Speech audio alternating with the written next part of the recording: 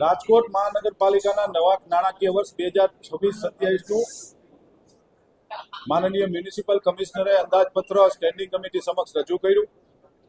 Standing કમિટીએ આ બજેટને મંજૂરી આપી અને બંધારણની જોગવાઈ મુજબ રાજકોટ મહાનગરપાલિકાના જનરલ બોર્ડની અંદર આજે મારા દ્વારા 2026-27નું અંદાજપત્ર રજૂ કરવામાં આવ્યું છે.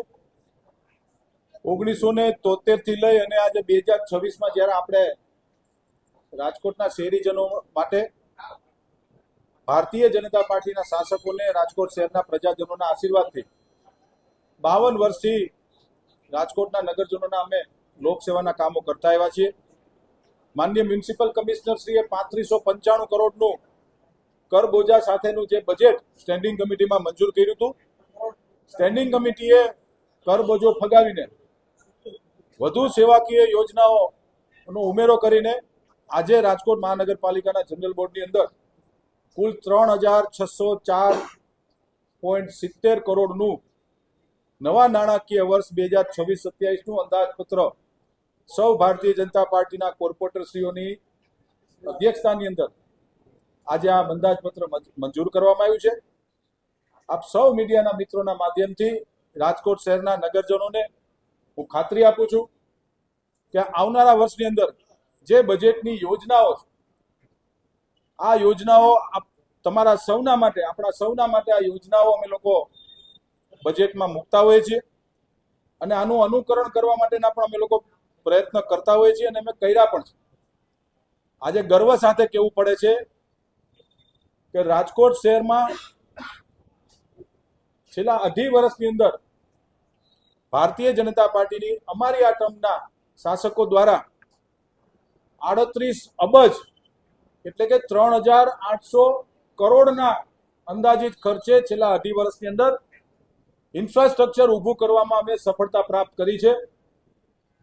પ્રાથમિક સુવિધાઓની સાથે સાથે 18 વોર્ડની અંદર કોમ્યુનિટી હોલ, આરોગ્ય કેન્દ્ર, પાણીનું નવું સેટઅપ. રાજકોટ શહેરની અંદર છેલ્લા 45 વર્ષથી જે પાણીની પાઇપલાઇન હતી જેમાં ક્યાંક ને ક્યાંક લોકોની ફરિયાદો આવતી હતી કે ગંદા પાણીનું મિશ્રણ થાય છે, એના માટેનું DI pipeline, ductile and iron પાઇપલાઇનનું નેટવર્ક, ડ્રેનેજનું નેટવર્ક, રોડ, રસ્તા, ગાર્ડન, સોલિડ વેસ્ટ મેનેજમેન્ટ દ્વારા ડોર ટુ ડોરની સફાઈના કાર્યક્રમો, અનેક કાર્યક્રમો બાંધકામ ક્ષેત્ર દ્વારા અને રાજકોટ મહાનગરપાલિકાની તમામ શાખાઓ દ્વારા અમે સૌ ભાજપના કાર્યકર્તાઓ રાજકોટના નગરજનો માટે અમે કામ કરાવી શક્યા છીએ, જેનો અમને ખુદને ખૂબ આનંદ છે.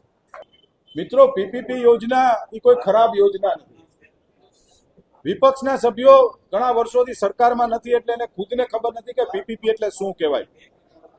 પીપીપી યોજનાનો અર્થઘટન જો કરવા જાય તો કોર્પોરેશનને 1 પણ રૂપિયાનું નાણાકીય ભંડોળ રોક્યા વગર એજન્સીના માધ્યમથી લોક સુવિધાઓ ઊભી કરવી, જેનું નામ છે પીપીપી યોજના.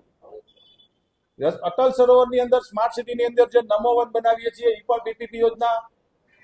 કે ગાર્ડન અને જગ્યા અમારી, વૃક્ષો વાવશે અલગ અલગ એજન્સીઓ અને રાજકોટના નગરજનો માટે ખુલ્લું મૂકવામાં આવશે. આને પીપીપી યોજના કહેવામાં આવે. રાજકોટ મહાનગરપાલિકા દ્વારા શોપિંગ સેન્ટર બનાવવામાં આવશે, એમાં પણ કોર્પોરેશનની જમીન રહેશે અને બાંધકામનો ખર્ચો બિલ્ડર ભોગવવાનો અને અમે લોકો રેન્ટ ઉપર આપશું કે વેચાણ કરશું. આને કહેવાય પીપીપી યોજના. કોર્પોરેશનનું સેન્ટ્રલ ઝોન જે કરણપરા સ્થિત નગર પ્રાથમિક શિક્ષણ સમિતિમાં બનવા જઈ રહ્યું છે એ પણ પીપીપી યોજના છે.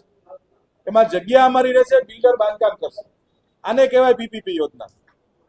કોંગ્રેસના સભ્યોને ખરેખર ખબર નથી કે પીપીપી યોજના શું કહેવાય છે. રોકાણ વગરનો આખી આ યોજના છે, જેને અમે લોકોએ નવા નાણાકીય વર્ષમાં આવક ઊભી કરવા માટે અમે લોકોએ કે કોર્પોરેશન દ્વારા રાજ્ય સરકાર જે અમને જે ખર્ચ આપે છે, જે પૈસા આપે છે સોણીમાંથી ને અમૃતમાંથી, એનો ખર્ચ ઓછો થાય અને લોકો અમારી સાથે જોડાય અને લોક સુવિધા ઊભી થાય, જેના માટે અમે લોકો આયોજન. તમે વિપક્ષના સભ્યોને તમે માન્ય મેયરશ્રીને પૂછી શકો છો કે એને સૂચવેલા કામો લીધા છે કે નહીં.